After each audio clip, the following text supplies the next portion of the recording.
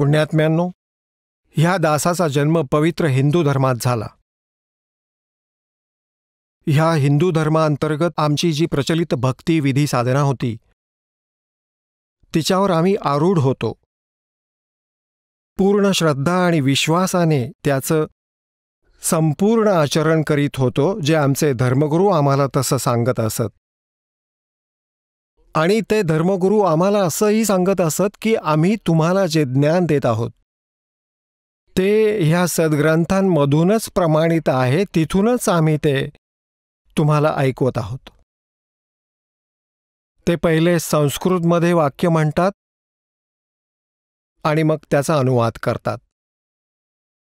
मान्य केलं होतं की आमचे जे धर्माचे धर्मगुरू आहेत ते मोठे विद्वान आणि संस्कृत भाषाचे प्रकांड पंडित आहेत. त्यांनी आमच्या सद्ग्रंथांना खूप चांगल्या तऱ्हेनं जाणलं आहे. आणि हे जे आम्हाला ज्ञान देत आहेत ते खरं आहे, सद्ग्रंथांमधलंच आहे. आणि मग ही परंपरा चालत आली, त्याला सुमारे 2000हून जास्त वर्ष झाली. जे एकमेकांना भेटत राहिले तशांचा एक समुदाय तयार झाला, आपला हिंदू. तर जो कोणी बोलतो तो हेच सांगतो की ब्रह्मा विष्णू महेश हे अजरामर आहेत. ब्रह्मा विष्णू महेश यांचे मातापिता नाही आहेत, ते स्वयंभू आहेत. आणि मंदिरात मूर्तींची पूजा करणं अनिवार्य आहे, सद्ग्रंथात प्रमाण आहे. तर आम्ही विद्यार्थी होतो, एक भक्त होतो. तर आमच्या पूर्वजांनाही त्या अज्ञानी धर्मगुरूंबाबत अविश्वास वाटला नाही. आता जेव्हा परमात्म्याने आमच्यावरती कृपा केली की तुम्ही शिक्षित व्हा, परमात्म्याने आम्हाला शिक्षित बनवलं. नाहीतर चौथं युग आलं तरी शिक्षण आम जनतेमध्ये नव्हतं. केवळ एका ब्राह्मण वर्गाला ह्या शिक्षणाचा अधिकार होता. केवळ संस्कृत भाषा आमच्या भारतवर्षामध्ये होती. काही काळानंतर ही अरबी भाषा, उर्दू भाषा यांनी पण प्रवेश केला वेळ आल्यावर. परंतु पवित्र हिंदू धर्मामध्ये जी भाषा म्हणजे विद्या मानली जात होती ती संस्कृत भाषा मानली जात होती. तर संस्कृत शिकण्याचा फक्त ब्राह्मण वर्गालाच अधिकार होता, अन्य कोणी शिकू शकत नव्हतं, तसा प्रतिबंध होता. तर ज्या कारणाने आम्ही असा विचार केला की यांनी या सद्ग्रंथांना खूप चांगल्या तऱ्हेनं समजलेलं आहे. जे यांनी ज्ञान दिलं त्या आमच्यासाठी मोक्षाचं ते कारण आहे, मोक्षदायक. आता आमच्यावरती कृपा केली, परमेश्वराने शिक्षित केलं. आणि हे शिक्षण आमच्यासाठी हानिकारकही आहे, संपूर्ण विश्वासाठी. आणि आमच्यासाठी एक विशेष परोपकार पण केलाय या शिक्षणानं.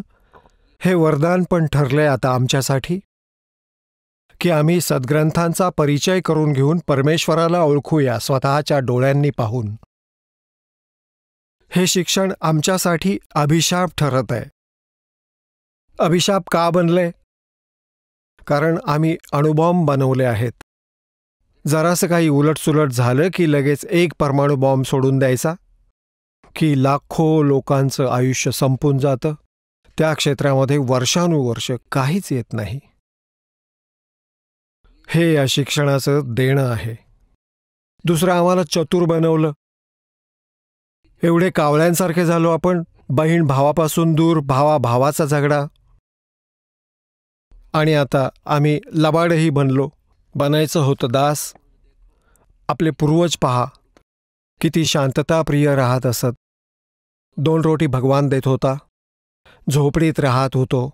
कच्ची पक्की घरं बनवून शांतपणे राहत होतो. आणि याआधी आत्तापर्यंत ह्या दासाने तर खूप अनुभवलं आहे, कारण 61वं वर्ष चालू आहे. याआधी पण कितीतरी बुजुर्ग पाहिले. किती शांत स्वभावाचे असायचे, निष्कपट देखील होते, एक दुसऱ्याच्या मदतीसाठी कायम तत्पर असत. असा दुराचार, व्यभिचार नव्हता ज्याने आजकाल आग लावली आहे सगळ्या मानव समाजात. तर हा शिक्षणाचा अभिशाप आहे आमच्यावर. परंतु हे आता वरदान बनेल.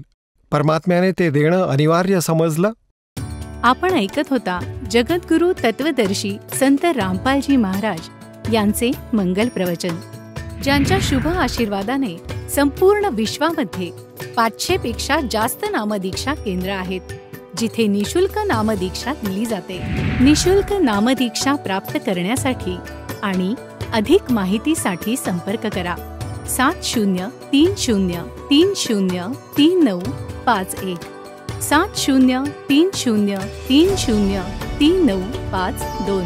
अद्वितीय आध्यात्मिक ज्ञान वाचण्यासाठी, पाहण्यासाठी आणि ऐकण्यासाठी संत रामपालजी महाराज ॲप अवश्य डाउनलोड करा किंवा आमची वेबसाईट www.jagadgururampalji.org वर विजिट करा.